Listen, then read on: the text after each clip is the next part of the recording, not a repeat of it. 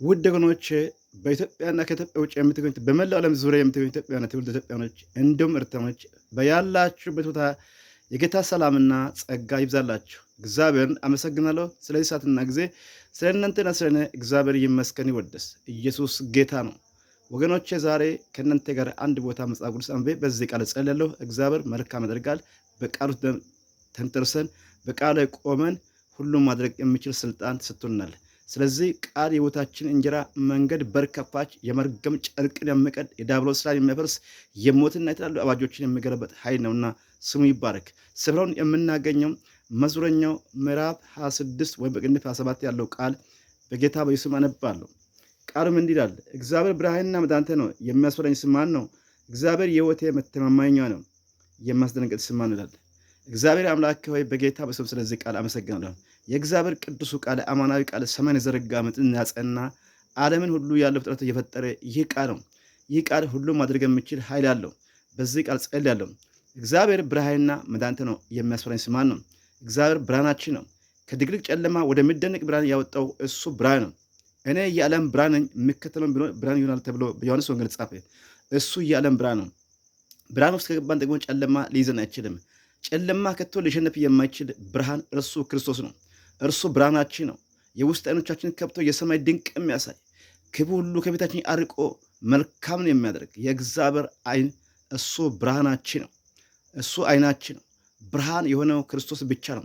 እኔ የዓለም ብርሃን ነኝ አለ። የዓለም ብርሃን የማይጠፋ ብርሃን፣ ማንም ከቶ ሊያጠፋ የማይችል ብቸኛው ብርሃን እርሱ ክርስቶስ ይባላል። እኔ ብርሃን ነኝ ይላል።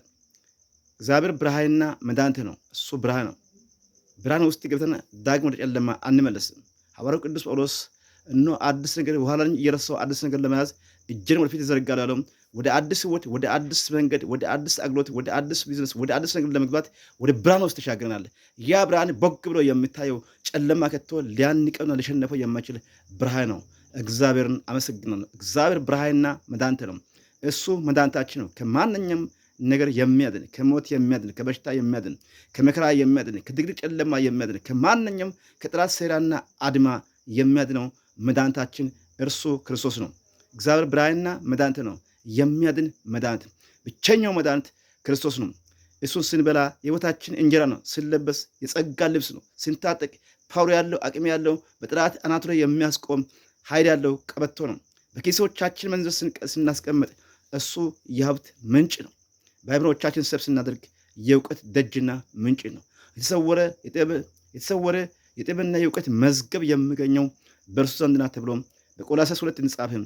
እሱ ሁለመናችን፣ እሱ መድኃኒታችን ነው።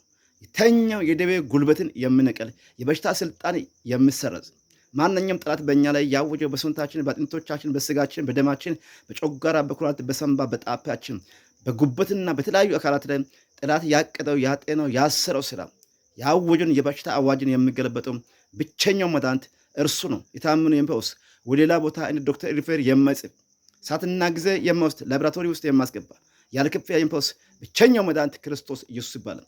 ይህ መድኃኒት ዛሬ በሕይወታችን ይግባል በጌታ በኢየሱስም። በዚህ ቃል ጸልያለሁ። ማንኛውም በሽታ ውስጥ ተሰቃይታችሁ የቆያችሁ፣ በሆስፒታል የተኛችሁት፣ በተለያዩ ጠላት ያወጀ በውስጥ በማቅ ሕክምና የማይታይ በላቦራቶሪ የማይታይ ነገር ግን ለሕክምና የማይታይ በሰውነታችን የሚያሰቃይ የበሽታ ጉልበት በዚህ ቃል ጉልበት የተነሳ የተመታ ነው። እሱ መድኃኒታችን ነው።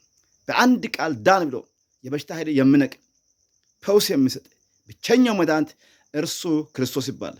ክርስቶስን ሊበሱ የጸጋ ልብስ ነው ብሉ፣ የሕይወት እንጀራ ነው። ታጠቁ፣ ፈውስና መድኃኒት ነው። እሱ ብቸኛው መድኃኒት ነው።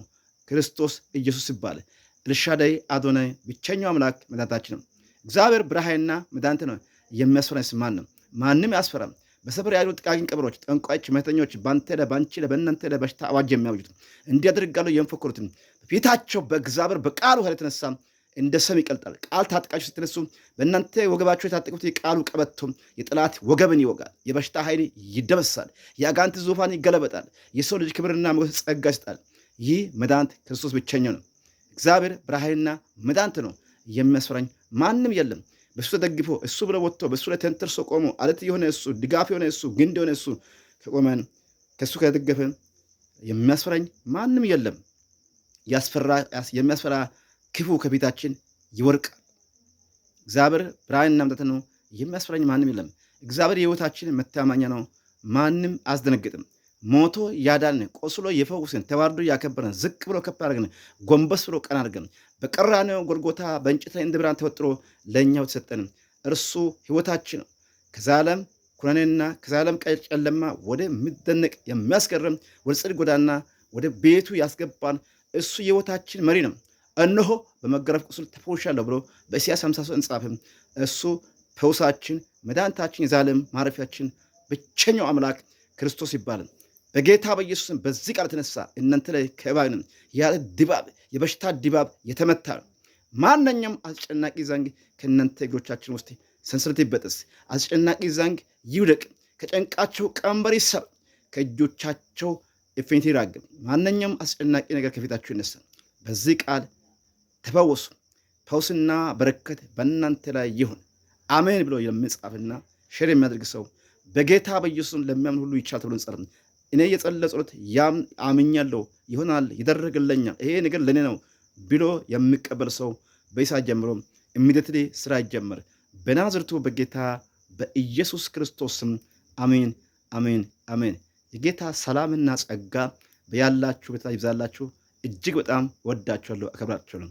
ከኔ ይልቅ ደግሞ ስለእናንተ የሞተ በቀራንዮ የተንጠለጠለ ደሙን ያፈሰሰው የተገረፈው የተዋረደው በጣም እጅግ ወዳችኋለሁ። ሰላም ይብዛላችሁ። የጌታ ሰላምና ጸጋ ይብዛላችሁ። ሻሎም